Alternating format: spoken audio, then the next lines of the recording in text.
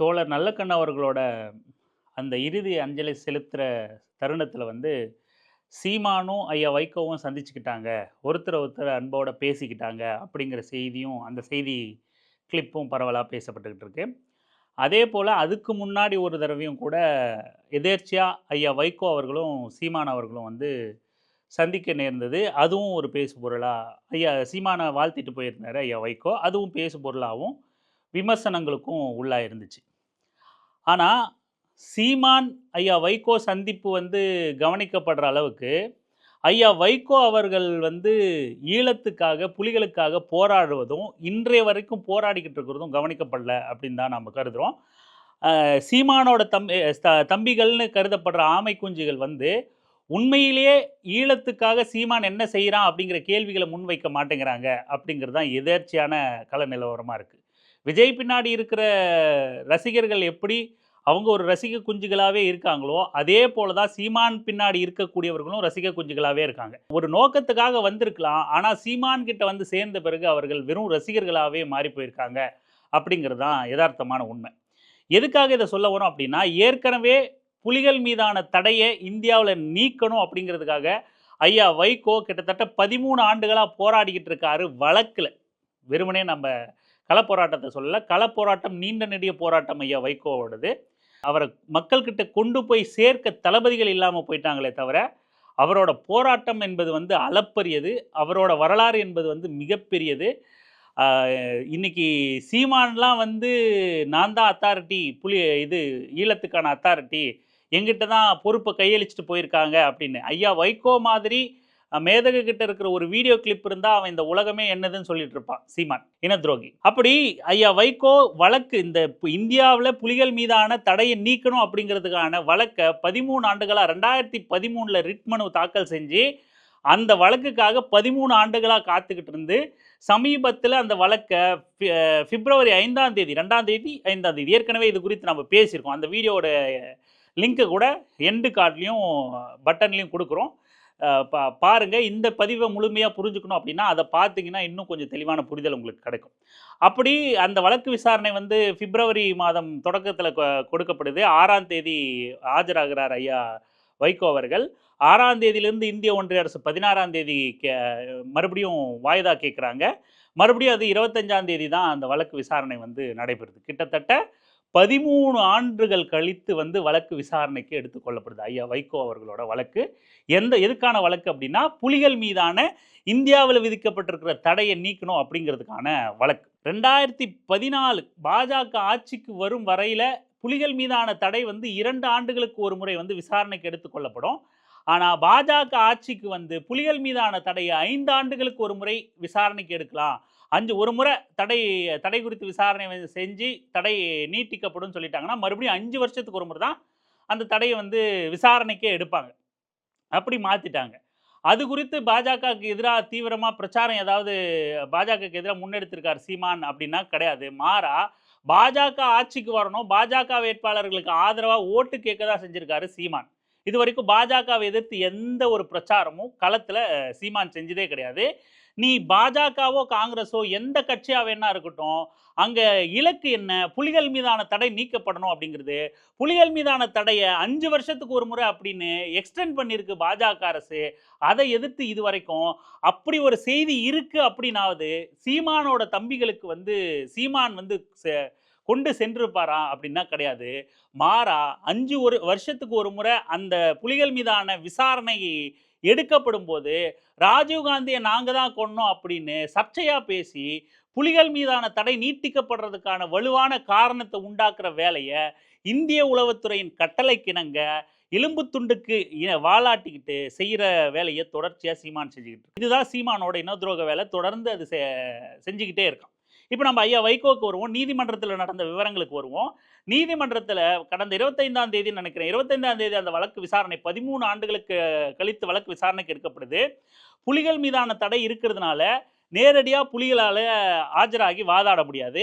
ஆனா தடை உத்தரவு பிறப்பிக்கப்படும் போது புலிகளின் விசுவாசிகள், ஆதரவாளர்கள் யார் வேணா இதுல தங்களை இணைச்சுக்கிட்டு ஆஜராகலாம் அப்படின்ற ஒரு கண்டிஷன் இருக்கிறதுனால ஐயா வைகோ அவர்கள், நான் எப்பொழுதுமே ஏற்கனவே தீவிர புலிகளின் ஆதரவாளராக இருந்தேன், இப்பொழுதும் புலிகளின் ஆதரவாளனாக இருக்கிறேன்.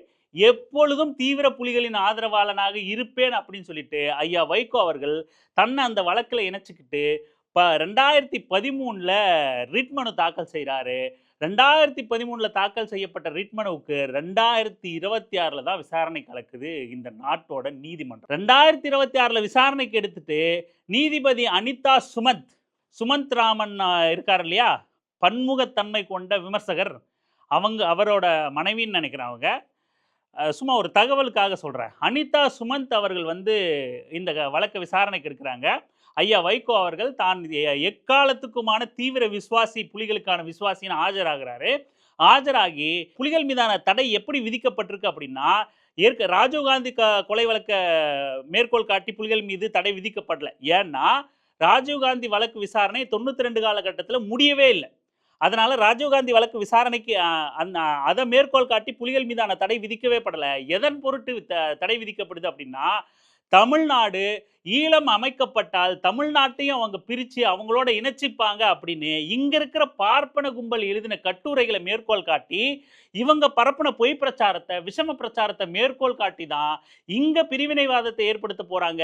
இங்க இறையாண்மைக்கு பிரச்சனை, இந்தியாவோட இறையாண்மைக்கு பிரச்சனை அப்படின்னு சொல்லி தான் புலிகள் மீதான தடை வந்து விதிக்கப்பட்டது. அந்த தடை இன்றளவும் 2 ஆண்டுக்கு ஒரு முறை விசாரணைக்கு எடுத்துக்கொள்ளப்பட்ட தடை 5 ஆண்டுக்கு ஒரு முறை விசாரணையா பாஜக அரசால மாற்றப்பட்டுச்சு. இதுதான் காரணமா? இந்த காரணத்துக்கு வலு சேர்க்கிற விதமா குருமூர்த்தி, அதாவது சீமான் உடம்புல குருமூர்த்தியோட ரத்தம் ஓடுதுன்னு குருமூர்த்தியே சொன்னாப்ல இல்லையா? அந்த குருமூர்த்தியோட குருநாதனான ராமசாமி இருக்கான் இல்லையா? இருந்தான் இல்லையா? இப்ப இல்ல. அந்த அந்த துக்ளக் வந்து இந்த மாதிரியான பொய் பிரச்சாரங்களை பரப்புற மாதிரி ஏகப்பட்ட கட்டுரைகளை கிறுக்கி தள்ளனா அந்த கிறுக்கு பையன். தமிழ்நாட்டை பிரித்து கொண்டு போய் ஈழத்தோட சேர்த்துருவாங்க, இந்திய இறையாண்மைக்கு பிரச்சனை, இங்கே பிரிவினைவாதம் புலிகளால் ஏற்படுத்தப்படும், இப்படியான கட்டுக்கதைகள் அவன் கட்டவிழ்த்து விட்டதன் பொருட்டு தான் அங்கே புலிகள் மீது தடை விதிக்கப்பட்டது. இன்றளவும் அந்த தடை நீட்டிக்கப்பட்டுக்கிட்டு இருக்கு. ஐயா வைகோ 2013ல் போடப்பட்ட ரிட் மனுவுக்கு 13 வருஷம் கழிச்சு விசாரணை கூப்பிட்றான். விசாரணைக்கு கூப்பிட்டு அங்கே நீதிபதியாக அமர்ந்திருக்கிற அனிதா சுமந்த் அவர்கள் வந்து இந்த வழக்கு விசாரணைக்கு எடுத்துக்க முகாந்திரம் இருக்கா, மெயின்டெனபிலிட்டி இருக்கா அப்படின்னு கேட்குறாங்க ஐயா வைகோ கிட்ட. ஐயா வைகோ சொல்றாரு, 2013ல நான் ரிட் மனு போடப்பட்ட காலத்தில் என்ன முகாந்திரம் இருந்ததோ அது இன்னமும் இருக்கு. புலிகளின் ஆதரவாளனா நான் அதை திரும்பவும் விசாரணைக்கு உட்படுத்தணும்னு சொல்றேன் அப்படின்னு சொல்லும்போது, அது இந்த வழக்குல முகாந்திரம் இல்லை. ஏன்னா நீங்க ரிட் மனு போடப்பட்டப்ப இருந்த வழக்கு இது இல்லை. ஏன்னா அதன் மீது 2014ல் ஒரு முறையும், 2019ல் ஒரு முறையும், 2024ல் ஒரு முறையும் மறுபடியும் அது மறு தீர்ப்பு வழங்கப்பட்டிருக்கு. அதாவது 5 வருஷத்துக்கு ஒரு முறை தடையை நீட்டிச்சு உத்தரவு வழங்குறாங்க இல்லையா? அப்போ நீங்க போடப்பட்ட வழக்கு வேற, இங்க உத்தரவு ஏற்கனவே 2019லையும் 24லையும் அது மறு உத்தரவு ஆயிப்போச்சு. அந்த வழக்குக்கும் இந்த வழக்குக்கும் சம்மந்தம் இல்ல. இந்த வழக்குல முகாந்திரம் இல்லாத காரணத்தினால இந்த வழக்க தள்ளுபடி செய்கிறோம் அப்படின்னு சொல்லிட்டு அனிதா சுமந்த் உத்தரவிடுறாங்க. ஐயா வைகோ இந்த நீதிமன்றத்துல ஒரு வழக்கு 13 வருடம் கழித்து விசாரணைக்கு எடுத்துக்கொள்ளப்பட்டு முகாந்திரம் இல்லைன்னு தள்ளுபடி செய்கிற இந்த ஜனநாயக கேலி கூத்தை பார்த்து ஒரு ஏளன சிரிப்பை சிரிச்சிட்டு ஐயா வைகோ வெளியே வராரு. வெளியே வந்து மாணவர்களை, மக்களை திரட்டி புலிகளுக்கு ஆதரவான போராட்டங்களை முன்னெடுத்து இந்த தடையை கட்டாயம் வென்றெடுப்போம் அப்படின்னு இந்த வயசுல ஐயா வைகோ சவால் விடுறாரு. அதிகார வர்க்கத்துக்கு எதிரான தன்னோட எச்சரிக்கையை பதிவு செய்கிறாரு. நிச்சயம் நாங்கள் போராடி இதில் வெற்றி பெறுவோம்னு சொல்கிறார். இந்த வழக்கு குறித்தான விவரத்தை தோழர் திருமுருகன் காந்தி தன்னோட எக்ஸ் வலைதள பக்கத்தில் விரிவாகவே பதிவு பண்ணியிருக்காரு. அதனோட லிங்க்கையும் நாம் டிஸ்கிரிப்ஷனில் கொடுக்குறோம். வேணுன்றவங்க இன்னும் விவரமாக கூடுதல் தகவல் தேவைன்னா படித்து தெரிஞ்சுக்கங்க. நம்ம ஏற்கனவே இது குறித்து பேசின அந்த வீடியோ பதிவையும் இதனோட இருக்கிறோம், பார்த்து தெரிஞ்சுக்கங்க. இப்போ ஐயா வைகோவோட இந்த வயசுல உள்ள போராட்டமும் போர்க்குணமும் புலிகளுக்கு ஆதரவான தீவிர நிலைப்பாடும் வந்து அன்றிலிருந்து இன்று வரைக்கும் ஒரு நிலைப்பாட்டில் மாறல. தொடர்ச்சியா அந்த புலிகள் அமைப்புக்கு ஆதரவான நிலைப்பாட்டிலையும் செயல்பாட்டையும் தீவிரமா முன்னெடுக்கிறாரு. இப்படி ஒரு சம்பவம் இருக்கு, இப்படி ஒரு விஷயம் இருக்குன்னாவது சீமான் பின்னாடி இருக்கிற ஆம குஞ்சுகளுக்கு தெரியுமா அப்படிங்கிற கேள்வியை நம்ம முன்வைக்கணும். புலிகள் மீது இந்தியாவில் தடை விதிச்சிருக்காங்க. புலிகளோட கொடியையோ பேரையோ பயன்படுத்த தடை இருக்கு. புலிகள் மீதான தடையை நேரடியாக புலிகள் அமைப்பை சார்ந்தவங்க வந்து வாதாடி உடைக்கவும் முடியாது. அப்படியான ஏகப்பட்ட சிக்கலும் 2014க்கு முன்னாடி 2 வருஷத்துக்கு ஒரு முறை இந்த தடை நீட்டிப்பு, 2014 பாஜக ஆட்சிக்கு பிறகு 5 வருஷத்துக்கு ஒரு முறை தடை நீட்டிக்கப்பட்டுச்சு. அதன் மீது 13 ஆண்டுகளா ஐயா வைகோ வழக்கு தொடர்ந்து காத்துக்கிட்டு இருக்காரு. இப்படின்னு எந்த விஷயமா அது இத விட முக்கியமா, சீமானோட வழக்கறிஞர் அணியும் இதுக்கு இதுக்கு இந்த விஷயத்துக்கு எதிரா, இந்த புலிகளுக்கு எதிரான தடைக்கு எதிரா ஒரு துரும்ப கூட கிள்ளி போடல அப்படிங்கிற விஷயமும், சீமான் பின்னாடி இருக்கிற ஆம குஞ்சுகளுக்கு இது தெரியுமா? நீ வந்து ஆமக்கறி, அரிசி கப்பல், ஆம ஓடும், மான் ஊறுகான்னு சொல்றத கேவலம் அங்க சுட்டு வீழ்த்தப்பட்டு கை போனதும், கால் போனதுமா பதுங்கு குழியில செத்துக்கிட்டு இருந்த தமிழர்கள மான் ஊறுகா அளவுக்கு கேலி கூத்தாக்கியிருக்கான். அவன் பின்னாடி போய் நின்னுகிட்டு விசில் அடிச்சுக்கிட்டு இருக்கீங்க. மாற்றம்ங்கிறீங்க, மயிர புடுங்குறான் அப்படிங்கிறீங்க. இத்தனை பிரச்சனை நடந்துகிட்டு இருக்கு. ஒரு சின்ன துரும்ப அவன் பொம்பள பொறிக்கு பொம்பள கேஸுக்காக உச்சநீதிமன்றம் வரைக்கும் போய் மன்னிப்பு கடிதம் எழுதி குடுத்துட்டு வரான். புலிகளுக்கு மீதான விதிக்கப்பட்ட தடையை எதிர்த்து சின்ன வழக்கு தொடுத்திருப்பானா இதுவரைக்கும் இந்த பொம்பள பொறுக்கி? இந்த இனத்துரோகி பைய. இவன் பின்ன நாம யார் பின்னாடி கூடு நிக்கணும்? யார் கரங்கள வலுப்படுத்தணும்? யார் கரங்களை வலுப்படுத்தினால் இந்த மக்களுக்கும், ஈழத்துக்கும் நன்மை பயக்கும்? ஈழ வ ஈழத்துக்கு ஆதரவான குரல் வலுப்பெறும் அப்படிங்கிறத சிந்திச்சு செயல்படுங்க.